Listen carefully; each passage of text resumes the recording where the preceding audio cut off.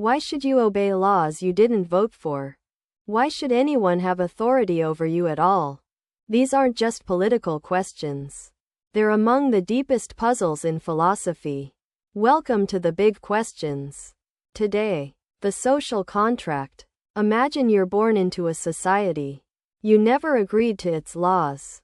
You never signed anything. Yet the state claims the right to tax you, conscript you, punish you. On what grounds? This is the problem of political legitimacy. And social contract theory is the most influential attempt to solve it.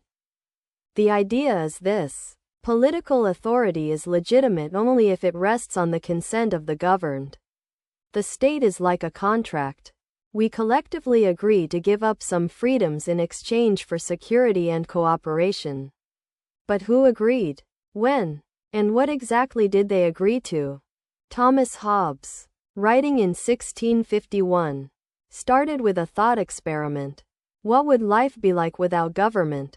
His answer was bleak. In the state of nature, there is no law, no property, no justice, only competition. Life would be, in his famous phrase, solitary, poor, nasty, brutish, and short.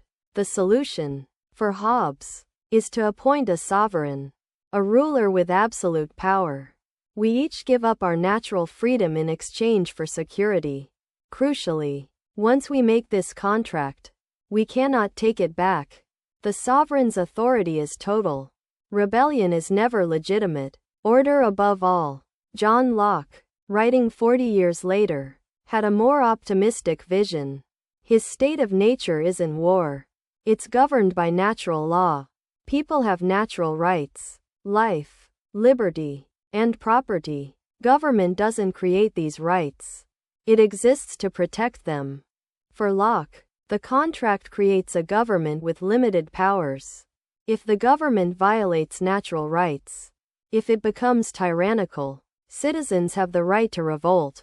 This idea directly inspired the American Declaration of Independence. Government by consent, not force. Jean-Jacques Rousseau agreed that natural freedom is precious, but thought civilization had corrupted us.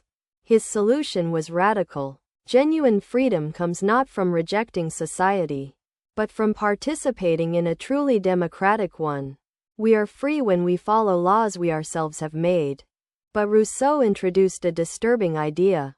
The general will, what the community truly needs, can be different from what individuals want. Sometimes people must be forced to be free. This tension between individual will and collective will haunted political philosophy for centuries.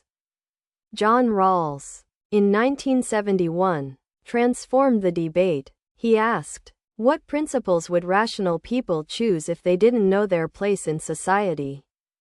If you didn't know whether you'd be born rich or poor, talented or not, what rules would you want? Behind this veil of ignorance, Rawls argued, people would choose two principles. First, equal basic liberties for all. Second, inequalities are only justified if they benefit the least well-off members of society. This is the difference principle, a powerful defense of the welfare state. The social contract faces deep objections. The historical objection: no such contract was ever signed. Consent is a fiction. The tacit consent reply: you implicitly consent by staying. But can you really leave? The libertarian objection: even a just contract can't bind those who never agreed to it.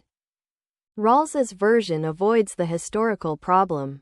It's a hypothetical contract. But critics ask, why should a contract you never actually made bind you? A contract you would have agreed to is not the same as one you did agree to. The legitimacy gap remains.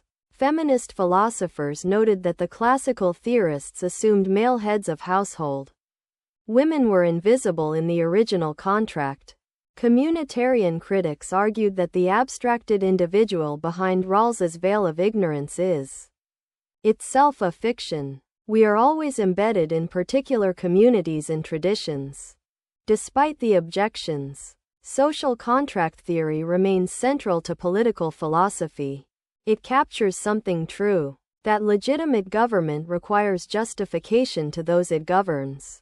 The consent framework, even if idealized, holds power accountable to persons, not tradition or divine right. From Hobbes's Leviathan to Rawls's veil of ignorance, social contract theory asks the fundamental question: what justifies the state's authority over you? The answers differ. Absolute sovereignty, natural rights, democratic participation, rational choice. But they all agree on this: authority must be earned, not merely inherited. Part 32 of the Big Questions series.